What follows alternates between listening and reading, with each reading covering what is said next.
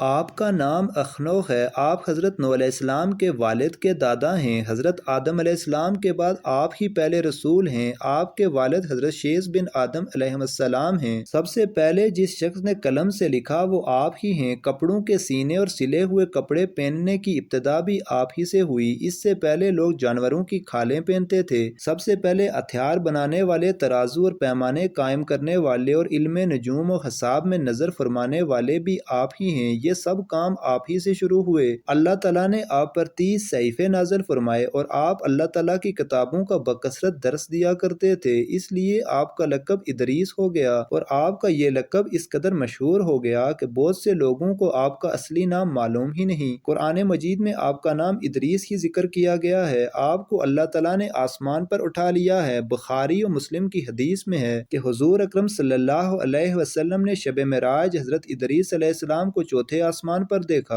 حضرت کعب اخبار رضی اللہ تعالیٰ عنہ وغیرہ سے مروی ہے، حضرت ادریس علیہ السلام نے ملک الموت سے فرمایا کہ موت کا مزہ چکھنا چاہتا ہوں، کیسا ہوتا ہے؟ تم میری روح قبض کر کے دکھاؤ۔ ملک الموت نے اس حکم کی تعمیل کی اور روح قبض کر کے اسی وقت آپ کی طرف لوٹا دی اور آپ زندہ ہو گئے۔ پھر آپ نے فرمایا کہ اب مجھے جہنم دکھاؤ تاکہ خوف الہی زیادہ ہو، چنانچہ یہ بھی کیا گیا۔ جہنم کو دیکھ کر آپ نے داروغہ جہنم سے فرمایا کہ دروازہ کھولو، میں اس دروازے سے گزرنا چاہتا ہوں، چنانچہ ایسا ہی کیا گیا اور آپ اس پر سے گزرے۔ پھر آپ نے ملک الموت سے فرمایا مجھے جنت دکھاؤ، وہ آپ کو جنت میں لے گئے۔ آپ دروازوں کو کھلوا کر جنت میں داخل ہوئے۔ تھوڑی دیر انتظار کے بعد ملک الموت نے کہا کہ اب آپ اپنے مقام پر تشریف لے چلیے۔ آپ نے فرمایا اب میں یہاں سے کہیں نہیں جاؤں گا۔ اللہ تعالیٰ نے فرمایا کہ کل نفس ذائقۃ الموت، تو موت کا مزہ میں چکھ ہی چکا ہوں، اور اللہ تعالیٰ نے یہ فرمایا ہے کہ ہر شخص کو جہنم پر گزرنا ہے، تو میں گزر چکا، اب میں جنت میں پہنچ گیا، اور جنت میں پہنچنے والوں کے لیے خداوند قدوس نے یہ فرمایا ہے کہ جنت میں داخل ہونے والے جنت سے نکالے نہیں جائیں گے۔ اب مجھے جنت سے چلنے کے لیے کیوں کہتے ہو؟ اللہ تعالیٰ نے ملک الموت کو وحی بھیجی کہ حضرت ادریس علیہ السلام نے جو کچھ کیا میرے اذن سے کیا، اور وہ میرے ہی اذن سے جنت میں داخل ہوئے، لہٰذا تم انہیں چھوڑ دو، وہ جنت ہی میں رہیں گے۔ چنانچہ حضرت ادریس علیہ السلام آسمانوں کے اوپر جنت میں ہیں اور زندہ ہیں۔ حضرت ادریس علیہ السلام کے آسمانوں پر اٹھائے جانے اور ان کو ملنے والی نعمتوں کا مختصراً اور اجمالی تذکرہ قرآن مجید کی سورہ مریم میں ہے۔ اور کتاب میں ادریس کو یاد کرو، بے شک وہ صدیق تھا، غیب کی خبریں دیتا، اور ہم نے اسے بلند مکان پر اٹھا لیا۔ یہ ہیں جن پر اللہ نے احسان کیا، غیب کی خبریں بتانے والوں میں سے آدم کی اولاد سے۔